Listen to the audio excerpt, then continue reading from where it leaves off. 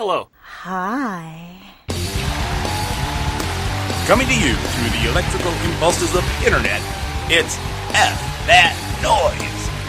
Featuring Mike Burdick, Keith Reeve, Jamie Klein, Pete Melia, and Steve Taylor.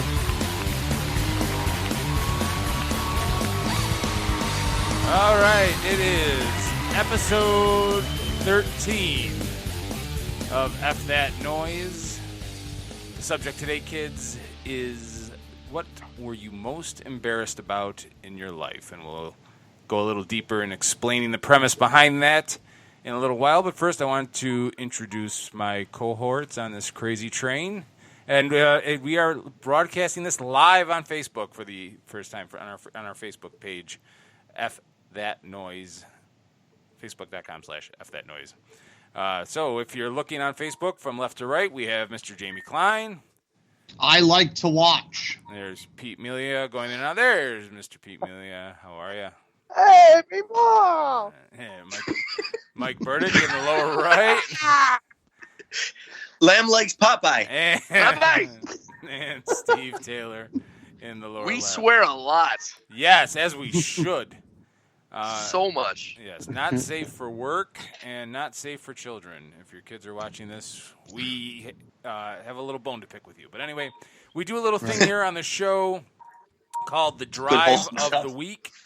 And for those of you that are just tuning in, the Drive of the Week, a drive is a movie line that is set at exceptional velocity and volume, usually comes out of nowhere.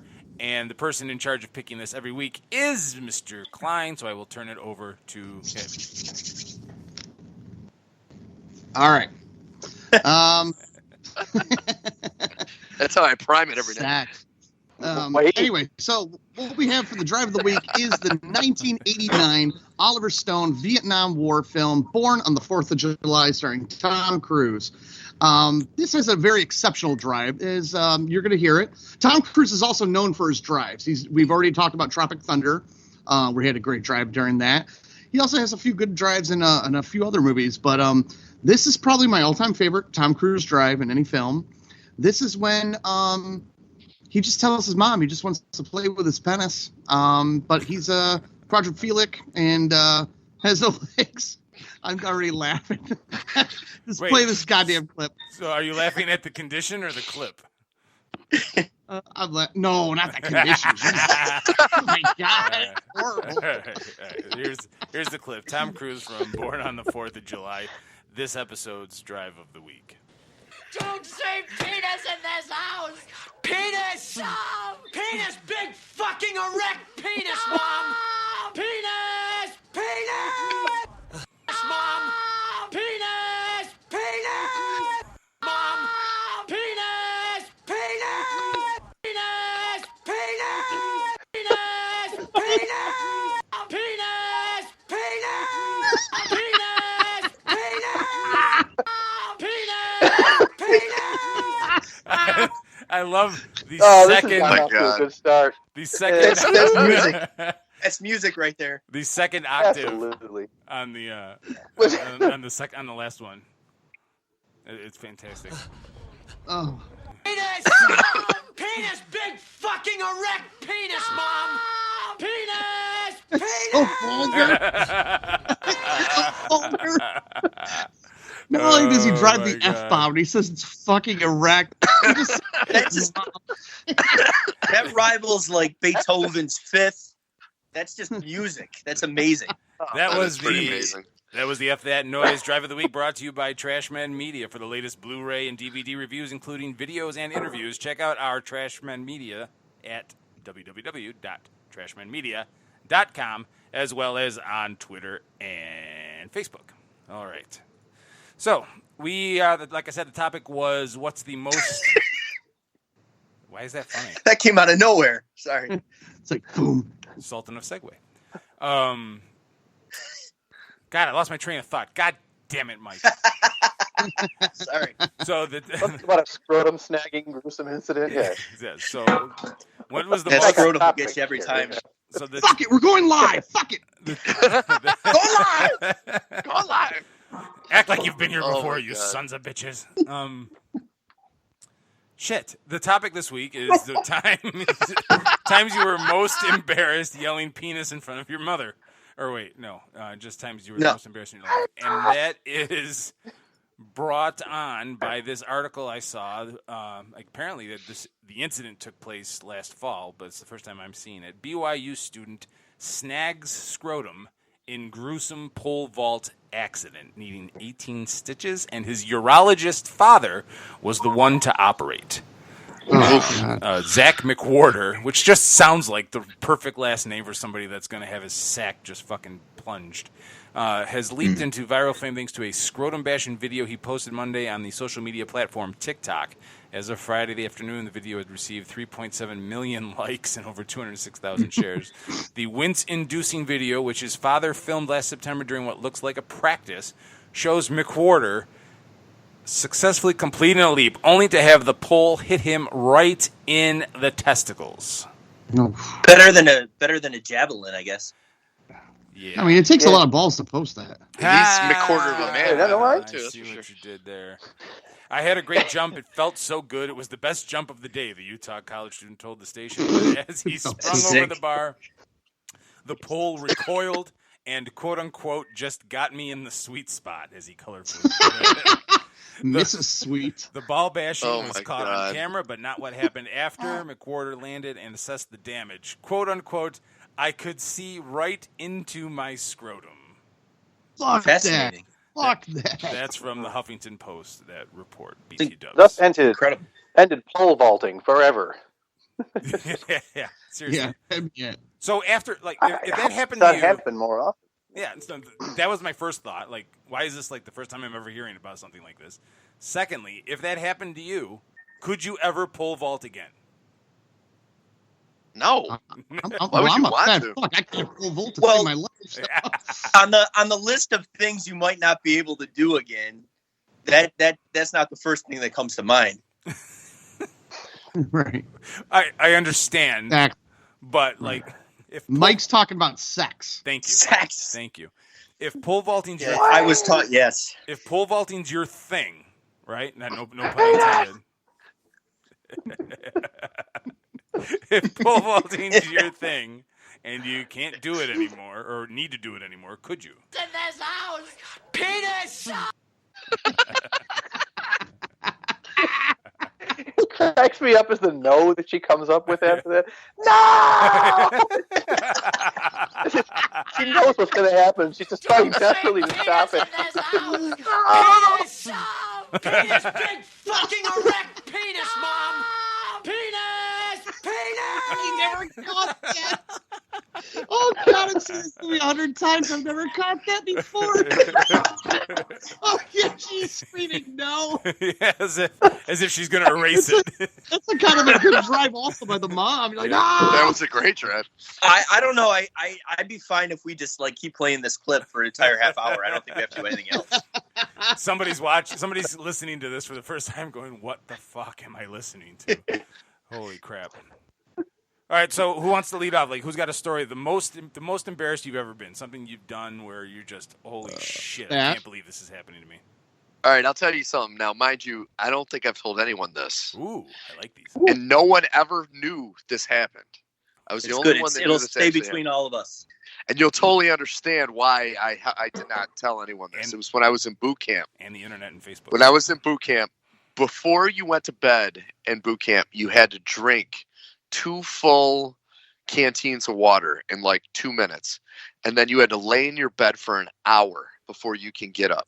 Like after lights out, you had to lay in bed for an hour. If you got up anytime after that, the drill instructors would kill you. I had fallen asleep in my bunk, and I pissed my bunk.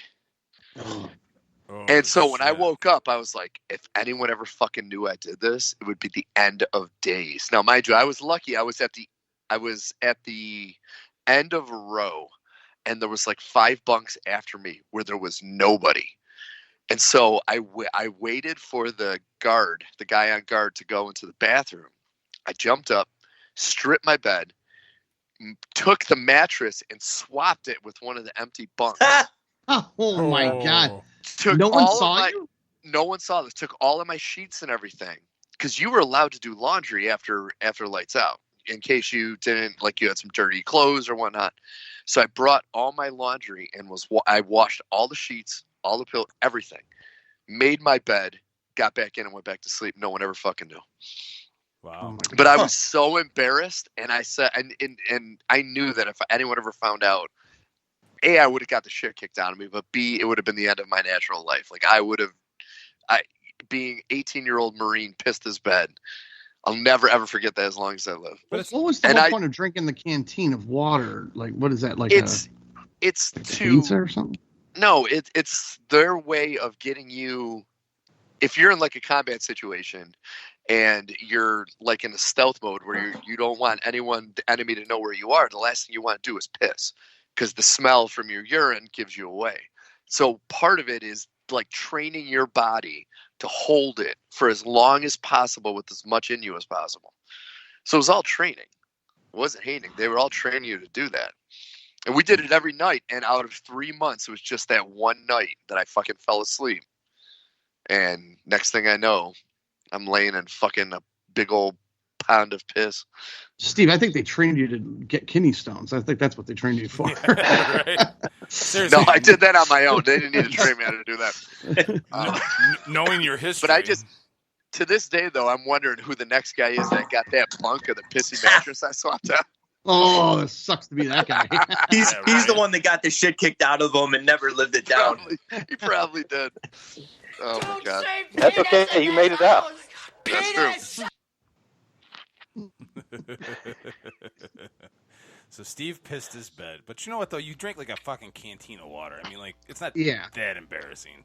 It's not like you were like in a live fire drill and pissed your pants. Like, you were okay. I was in one of the most masculine situations, being a recruit in the Marine Corps, and if they would have found out I pissed my bed, you got to understand that the environment, though. You know, I think it was more embarrassing for yourself.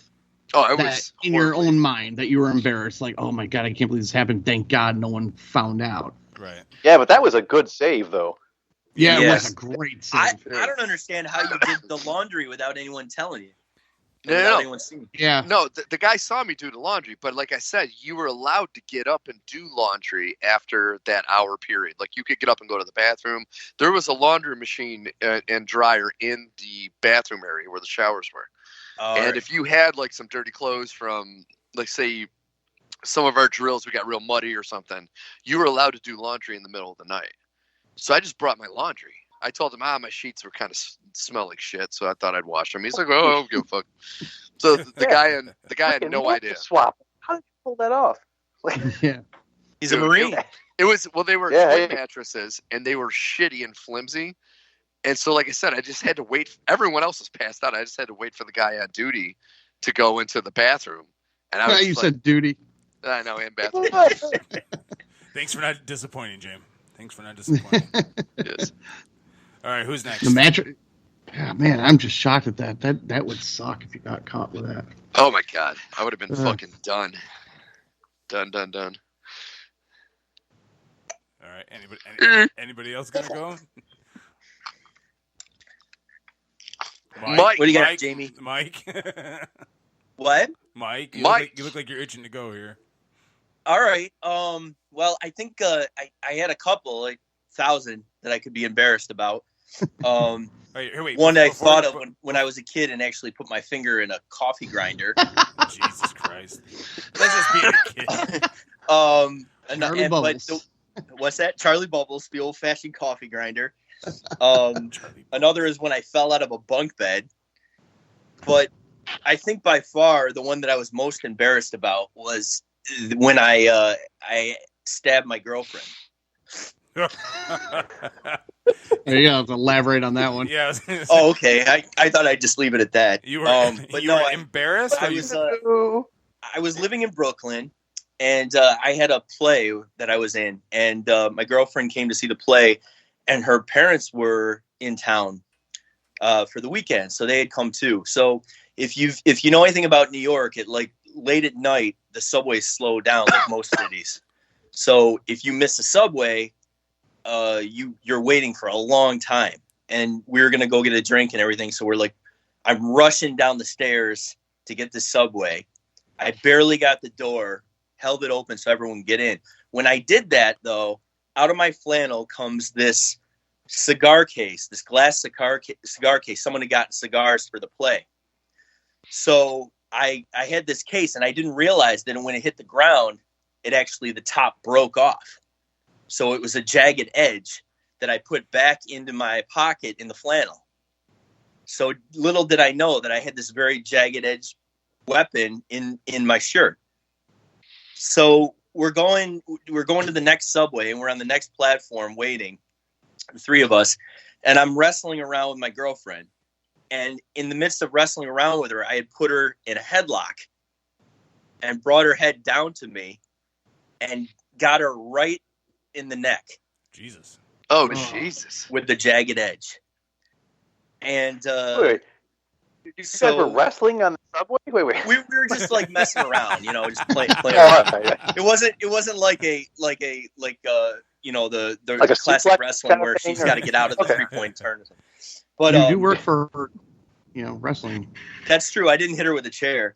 You can get it So with the there's that. turnbuckle Yeah. thing. Or, It was fine until So we climbed the turnbuckle. I'm in the middle of Brooklyn at the Central Station, where just below where the Barclays Arena is now. It wasn't there then. And I basically, she's bleeding, and we run upstairs, and I'm like, I got to get a cab, and I got to get her to the closest hospital. I have no idea where the hospital is. And I get in the cab. I'm like, take us to the closest hospital. I don't know where the hospital is. Shit, go to the next cab. Take us to the hospital. I have no idea where no cab driver in Brooklyn knows where the hell a hospital is. They just So didn't want finally you- I get one. They just didn't want you bleeding in the guy. cab. What's that? They just didn't want her bleeding in the cab. Yeah, probably. Travis Bickle would be fine with it. But anyway, so the fifth one knew where one was, and it turned out it was 2 blocks away. I could have walked there. Oh, So I get in. Now her mother is extremely nervous. She's just a nervous, jumpy person. So like I told her, I said, you go in with the doctors. I'm going to calm them down. I'm going to come around and meet you in there in just a minute. So she goes in to get stitched up or whatever. I calm them down, sit them down. I come around maybe 3 minutes later, and there is no sign of my girlfriend. Instead, there's like a bunch of nurses, an intern or a doctor or something, a bunch of people just looking at me with this death look because they were sure that I had stabbed her. It's typical Saturday night for them in Brooklyn. And little did I realize until later that they had given her the 3rd degree. They're like, "Are you sure you don't want us to call the police? This will happen again." And all this kind of stuff. God. And they basically were trying to get me in jail for it because they were sure I did it. And not only did I feel incredibly bad for her, but I've never been probably as embarrassed in my life that I allowed that to happen. So that was my embarrassing story. Jesus. That's definitely up there. Holy shit. Yeah. I mean, because How many stitches did she get? Do you remember? I don't remember. It was at least 5, but I don't remember, honestly. Okay. Jesus, 5 stitches? that's scary though. That could have really gone sideways. Like if you'd got her, Oh, I know. If closer I to the got her just a little things inch or that something up different. there. Yeah. I mean, Oh God. It was very scary. Now it's less scary, but then I was petrified. Yeah, I would be terrified of that. Wow. All right. Thanks, Mike. I pissed Yeah. the bed. You almost commit murder. Yeah. That's fucking Yeah. one up in me. Way to go. Well, but in Brooklyn, that's like a misdemeanor. That's true. Slap on the wrist. No sleep till Brooklyn for me. Oh, Jesus Christ. All right, Mike, new rule. Whoever talks gets to pick who goes next, so there's no dead air here. Okay, I want Pete Melia's story. Oh, boy. Well, Pete, should we both go at the same time? Because we talked about this yesterday. yeah, let's do it. All right. This is something that happened to I both love the Pete and I. hesitance. I loved it. Pete, this happened to both Pete and myself. Mhm. Here it goes. All right. It was 1988, May of 88. Critters 2 was Really? in theaters along with Friday the 13th Part 7 Casual Sex. we were in 6th grade, riding our BMX bikes to school, happy, glad the year was going to be over soon, wondering what junior high is going to be like, riding down the old railroad tracks and getting to school early and seeing a couple of our friends and just hanging out and having a good time. Well, the windows were open because it was a beautiful day out, right? So the windows are open and some of the teachers are coming in and, are getting ready, but school hasn't started yet. Pete and Jamie, they're little wild guys and they get to be a little goofy sometimes. And so there was this one student teacher, and you got to remember, we're about 12 years old. So our ding-dongs are active at this time. And so there was this pretty hot teacher that was subbing. And so Pete and I decided to run by her window and shout out some inappropriate things to this lady. And at first it was like, what are you doing tonight? Hey, what a date? It's just like stupid shit. Then it got escalated real fast. Yeah. And it starts looking. She's looking for us, and now we think it's hilarious. We're like hiding under the window and cracking up and everything. But the thing that did it, that just flipped her out, was we asked her if she had a hairy vagina. Oh, Jesus. You did not. We were curious lads. Yeah. It's so awful. You're 12 years old. We never found out the answers. I'm still a little pissed about that. Yeah, I wonder. So in other words, it's the same thing you would ask her today. Yes. So when exactly did the embarrassment hit? Pretty fast. Well, we're hanging out with this one kid who starts laughing at us, and I won't say names because you guys know who he is. And all of a sudden, the principal opens the door and yells at the kid who is laughing at us because he was swearing. Goes, "You!" And he points to Pete. "You!" And he points to me. "You! Get in here now!" And usually this principal is a really nice guy, and it was really cool. I've never seen this guy so pissed off. So we get in, and they interrogate us one by one. And so Pete was interrogated, I was interrogated first. And did they take you in separately? Yes, yeah. I don't know about the other kid, but he got away pretty easy. He went back to class or something like that. But he interrogated me first and just kept saying, "What were you saying? What were you guys doing? Who said this and that?" And I was not giving him anything. I was like, "I don't know. No, just yelling and making noises and stuff, blah, blah, blah. Just like bullshit. So he goes, "Okay." And then I thought that was going to be it, being naive. And he goes, "Okay, well, I'm going to bring Pete in and I'm going to hear his side of the story." I'm like, oh, fuck. Pete, don't give him anything. Don't give him anything. He obviously had CIA training. So, Pete, what happened when you went in? Well, first of all, by this point, I'd been pretty seasoned, dealing with trouble and adults and so on, So I'd had my fair share of experience. So, I was just going to stonewall the guy, and he'd eventually give up, and get tired of asking. So this went on for a long time. He's like, "What did you say? What did you say to this woman?" And I was giving him other things, "Oh, we said this, we said that," right? After he wouldn't give up for a while, and he wasn't good with that. And I'm thinking, what does this guy know? Did he hear the whole thing? I'm like, he's bluffing. He's totally bluffing. I'm looking at Jamie. Jamie's got this smirk on his face as always, and I'm starting to laugh a little bit. And he's getting really pissed now. And I can tell, this went on for a half an hour, no joke. And I got to the point where I'm like, I'm all out of tricks. I don't know how to deal with this guy. This adult is giving me something I've never seen before. Finally, he just wore me down. I felt it was like Cool Hand Luke, after I filled the ditch in for the last time, I couldn't take anymore. So I gave it up. Under my breath, I'm like, "Damn it."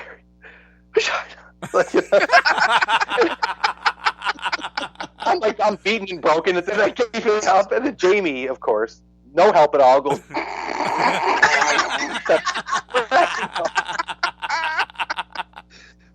It was funny. What do you want from me? I'm like humiliated and like I'm like broken down and like stripped bare and humiliated and like I can't believe I said that. I can't He believe I'm stripped in you? this situation. Like, no, yeah. Oh, It was my terrible. God. But it gets worse. I wasn't even in the mood. I wasn't even in the mood to laugh for once. But yeah. Well, it got worse though because then the principal says, very seriously, goes, "Now I know you boys have been thinking about sex, and you're at that age now. Oh, no. Having more on your no. mind."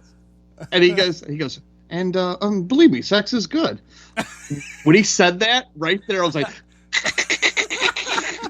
covering my face, like I can't look, and it was like I could feel snot bubbles about to come out of my nose. I'm like trying to hold in this laughter. How I on was like, earth oh did my you hold God. it together? All I could think about was like, oh, we're going to be reciting lines to this for years and years. And sure enough, we still are. Oh my God, I was so dead. But then he put the hammer down and he goes, well, I am going to have to make a phone call to your parents. Right there, it was like everything I thought was funny, like all the humor, like, oh God, this is so 80s and great. And that killed it right there. I was like, oh, fuck. Both Pete and I were like, just like devastated of that. Ooh. So what happened? And what I happened? remember Pete and I had out that weekend. We had planned like I think it was my parents or his parents were going to take us to, I don't know if it was Poochie Skates or some skateboard place, because we were all big into skateboards and we were going to go get like slime balls and all this shit on our skateboards. We're all excited about it. Like, oh, I'm going to get a Volterra and I'm going to get Steve Caballero and Jeff Kendall and we were so obsessed with skateboarding. And I was like, oh my God, we're not going to be able to we're not going to be able to go to get your skateboards this weekend. Jesus. And oh my God, and I still remember like my parents. Oh, Pete, do you remember your parents or how they reacted? Yeah, they were fucking pissed because like you could tell they heard the whole story and they heard every bit of it. Like they didn't leave anything out. Like they knew what we said. Like, oh my God, that sucked so bad. Yeah. But I remember we went out into the little office area, where the administrator was sitting there and there was some other office staff or whatever. Right.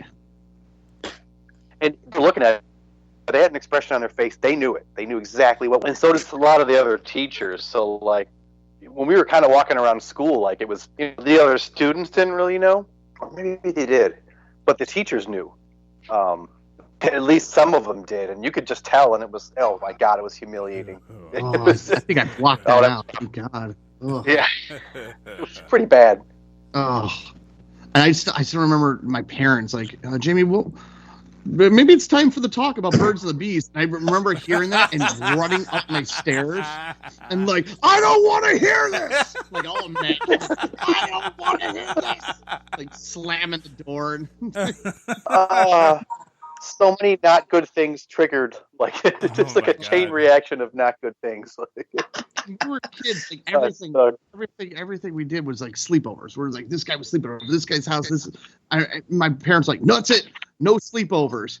And I still remember waiting all the way until June to have a sleepover at my friend Marty's house. And then we finally had the sleepover and I ended up getting food poisoning in his house and puking. Oh my God. Jesus Christ. It was horrible. Horrible. The spring of 1988 sucks tits. You sure it wasn't the year before, Jamie? Yeah, I was going to say. Actually, 87 was actually kind of a good year for me. That was a good year. 87. You can't say that because it ruins the nomenclature of the 90s. It does ruin it. Yeah. So. But yeah, that's one of our. I was trying to think of other embarrassing stories, and I was like, Pete, what do you think of this one? It's like, yeah, it's pretty embarrassing. Yeah, that one's that's a runaway. I don't. All right. I Keith. still want to get a hairy pussy though. I don't think of Jamie and embarrassment in the same sentence. Like, I don't think there's many things that you've done, Jamie, that you have the penchant, the reputation for going above and beyond to get a reaction out of people. I don't see you as doing much where you're like, oh, maybe that's a little too far. I would go along with that One assessment. point. All right, Mr. It Grieve. wasn't easy to come up with. Yeah. Then you lived a charmed life. Yes. There's a couple things that I'm not proud of, but I think the most embarrassed I've ever been in my life, and Steve was there for the aftermath. Oh, I knew you were gonna say this. And this was my going away party for when I moved to New Jersey. Right, Steve? Is that where you thought I was going? I knew you were going with this. It was between this and Clarendon, but I was pretty sure. I'm not embarrassed it was about gonna be this one. I'm not embarrassed about Clarendon. That's her issue, man. I just got caught up in that. This story that I'm about to tell you was 100% me. I am fully responsible, and it actually encompasses about 5 years from beginning to the absolute end of this story. And this story, the night of this story, actually caused me to gain respect for a local celebrity in the news. But we'll fill that in later. Yeah. I'm going to give, and you know what? I'm gonna say his name because he deserves all the kudos and credit in the world. This is not talking smack about him at all. But I'll get to that. Just tell me it's not Brother Weeze. No, it isn't. He's a piece of shit.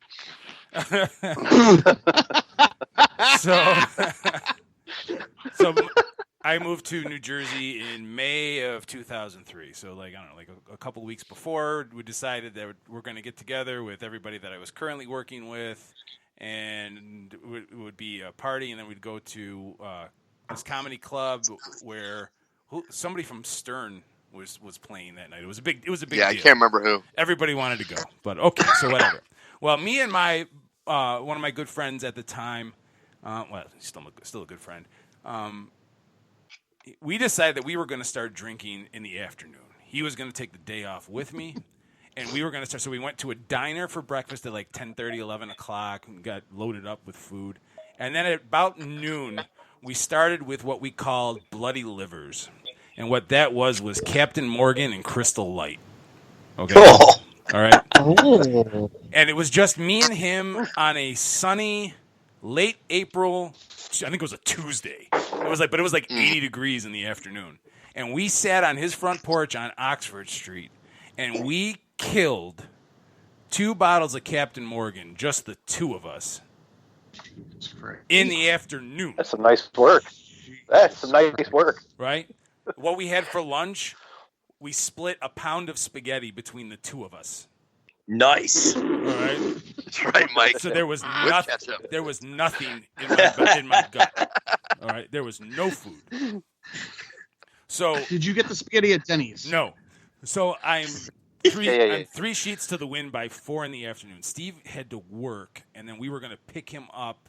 And we were going to go to Flaherty's, was where the work get-together was. I'm already gone, okay? Yes. So now this next part, I don't remember. Steve tells me, but I remember we go to my buddy's house, and his friend was going to drive us because neither one of us could go near a motorized vehicle. And he had a barely street-legal Jeep, okay? Yep. Barely street-legal. And you would think the embarrassing part of this story would be while I was riding in the front seat with this dude, and Keith and our friend was in the back seat, 2 of the whitest human beings you've ever seen in your life, screaming rap music at the top of their lungs at every car that stopped. That wasn't even close to the most embarrassing, but I personally was very embarrassed at that point. So then, with the top off on this warm late April, well, now almost evening, apparently, I stood up on the back seat while we're going down 590, which is a highway in Rochester. 55 miles an hour, maybe more. And Steve apparently is holding my ankle so that I don't fall out of the goddamn Jeep. I have no recollection of this whatsoever. I would have grabbed his cock, but my hands weren't big enough, so I get went for the ankles. His penis. So we go to Flaherty's, and we have, I think it was there, Steve, do you remember, was there any food at Flaherty's? I don't remember eating anything. I ate food. Was there? I don't think you did. I drank everything that night. So, dude, there was a ton of food. There was an absolute ton of food. I didn't ever remember you eating anything. I don't remember any of the food at all. And I honestly don't remember much of Flaherty's at all. Like, to the point where a couple days later, I went in and talked to people that were there from work, and I was like, "Did I say goodbye to everybody? Did I thank everybody for coming?" And they're like, "Dude, you loved everybody." Somebody got you a life-size, when I say life-size, normal human being size, cardboard cutout of, I believe, Homer Simpson. Yep, that was my going away card. They all signed it. Yes. And you did dirty things to Homer Simpson and Flaherty's. Oh, God. Nope. Right. Yeah. So anyway, I drank, long story short, I know, too late. I drank way too much at Flaherty's, even on top of the bottle of Captain Morgan I had killed earlier in the day. And then we go to the comedy club, and now we're waiting in line, and I start ordering beers. And you know what, though? I'm not going to say this person's name. I'm not going to. It was I'll tell you guys off the air. But it was a radio personality that was pretty popular at the time. There's nothing against saying this guy's name because it was perfect. I will say it because it's perfectly amazing what this guy did. You know John DiTullio? John DiTullio. Okay. He did local sports guy for like 20 years. He was in line with his pregnant wife. And they were right next to me. Yes. Keith puked on her? No, wait. No. It gets so much worse than that. Wait, let me tell this part because you don't probably remember. I don't remember it. You told me. This is why I don't. Keith was arguing with the bouncer in the competitive Keith way. Wait. No, that was after. Yes, he was. Wait, I was. Using But words. This was after because I dropped the beer. No. You dropped, but it had started because you were obviously way too drunk. And we were trying to sneak you drinks because you wanted more while we were in line. And he came over and was like, hey, guys, blah, blah, blah. And Keith was being loud and swearing and all that wonderful stuff that happens when we all get drunk. And this guy, John DiTullio and his pregnant wife, once again, the bouncer went up to him and said, hey, should I kick these guys out? And he said, nah, they're just having fun. Let them have fun. And right there and then I was like, dude, I will never have a bad word about you as long as I live. That took a lot of class right there. Yeah, because I literally dropped my pint of beer like inches away from his wife's feet. So like it was like it was a bad scene, man. I'm telling you, there is nothing about this that I'm proud of. I'm just telling this so you guys can laugh at me because I was an ass. Yeah, but I got to tell you, man, it's refreshing to know that the Cortland education actually went to something. So it's really refreshing. So how bad was that hangover, Heath? Well, wait a minute. Just wait a minute. Just let me finish this story, okay? Right. So this comedy club was not the late night showing. It was the first showing. This is 7 p.m., 8 p.m. All right, and I'm freaking gone. The bouncer kicks me out because I'm being belligerent. He had absolutely every right to kick me out, but in my mind, okay, I vaguely remember dropping the pint. Now, I didn't remember that night in that moment. So in my eyes, I blinked, and the next memory I have, I'm trying to justify to the bouncer why I should stay. Like, I have no idea why, in this moment, why he kicked me out. But I'm so drunk, I'm convinced I'm right. And so I'm yelling, who the fuck are you to make that decision about me? It was a mess. So finally, and like my brother met us out. He hadn't been around for any of it. He was just meeting us at the comedy club. He met us there and was just like, "What? Oh, holy shit! What the hell did I walk into?" So they get me to the car, and we go back home. Our apartment was off of Park Avenue in Rochester, and it's like 8:30. My night's over now, and I'm like, fuck this, I'm going to the park bench. And I try like walking out of the apartment, and they're all like holding me and and I realized that I lost my cell phone at one point. I didn't have my cell phone at the time. It wasn't a smartphone. It wasn't a smartphone back in those days, but it was still my cell phone. And they're like, it's probably in your brother's car. Don't worry about it. So they took me on a sober walk all through the streets intersecting Edgerton Street and Oxford Street in Rochester. And we hung out at my buddy's house, the one that had been pouring me Captain Morgan all day, and now all of a sudden was trying to handcuff me to his couch in his basement so that I didn't go anywhere or do anything stupid and hurt myself. So I kept trying to sneak out of the basement. Like I was a mess. All right. So I'm yelling. I'm fighting with them. I remember Steve grabbed my freaking fat on the side and just like pinched and pinched and turned it to like freaking get me to just shut up and sit down and stop acting like an asshole. And like I just got pissed at that, and it was a mess. And then we walked back, and as we're walking back to the apartment, I happened to kick a pile of leaves, and my cell phone goes skipping. And then I start yelling at them for lying to me about my phone being in my brother's car. You guys didn't know I was going to lose my phone. Blah blah blah. It was it was a disaster. So I go back in the apartment, and I'm just in my room, and I swear to God, I sobered the fuck up by 11 o'clock at night. There was no hangover the next day because I peaked so early and went over that peak so early, and I was awake for so many hours after that I sobered right back up. And I was like, yeah, I'm fine now. Sorry, guys. But that is the most embarrassed I have been, that I was that out of control and had absolutely no... Like, I said a lot of shitty things to a lot of people that night. And let me tell you, the true hero that night was your brother. Because when he showed up, none of us could handle what was going on. And he was able to talk you off the ledge. It was unbelievable. Your brother was the one that saved that night. Yeah. So, like, because you probably would have been arrested. Because you were ready to go in and beat up the bouncer, who was 7 times your size he and was sober. It was like he looked like Bull Hurley from Over the Top. Yeah. Yeah. I'll never forget that, man. It would have been bad. That's good times. Penis in this house! Penis! Penis! This is pretty much my mood. Fucking erect penis, Mom! Penis! Penis! That very easily could have been me outside the comedy club. I was going to say, Keith, what if that was you? It very easily could have been. So I said the story. That is all he thinks about when he's wasted. So. 5 years later or whatever. So now I've been to New Jersey and I've moved back. Okay, and I'm got out of work early because we're having a fantasy football draft at my house, and I'm listening to John DiTullio on the radio, and I'm like, you know what? I'm gonna make amends right now. And I called in. I called into the show, and I said, I remember this, John. I said, I hope you don't remember this, but I owe you an apology. I talked about whatever topic they were talking about on the radio, and then I threw this in on the end. And he didn't even remember it. I'm like, oh, it must not have been that bad. He didn't even remember it.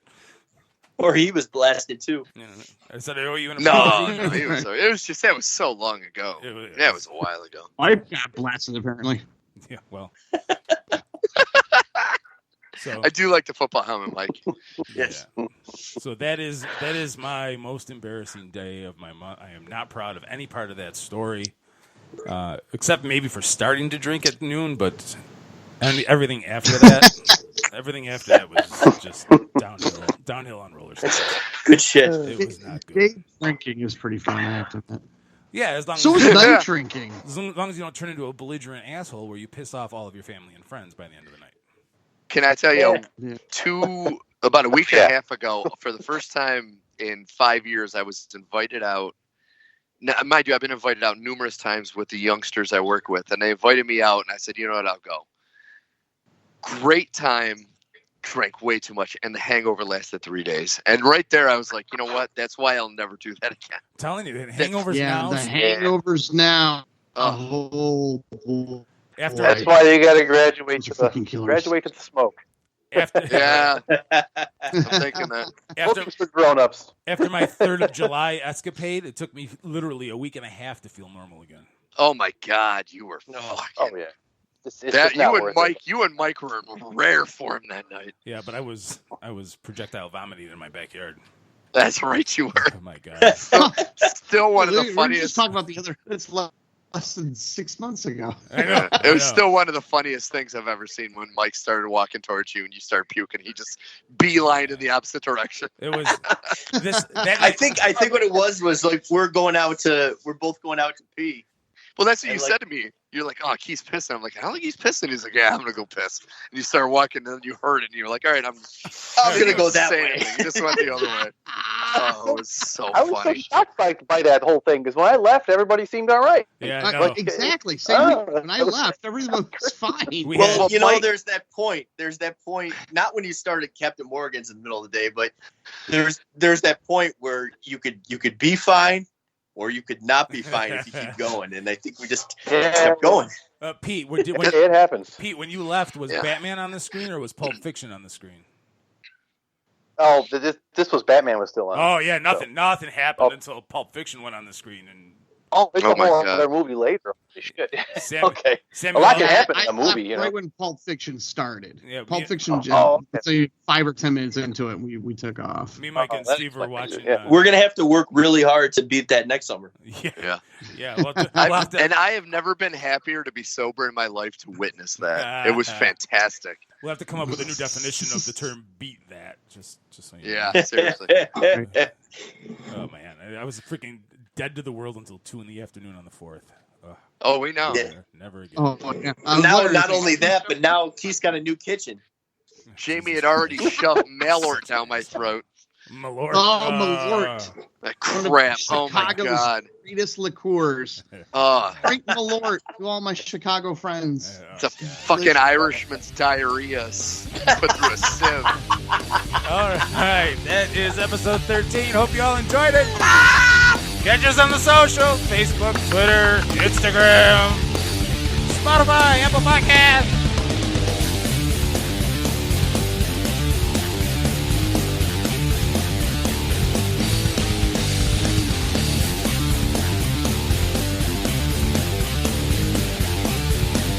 That's pretty much it. Don't say penis in this house! Penis! No! Penis! Big fucking erect penis, Mom! Penis! Penis!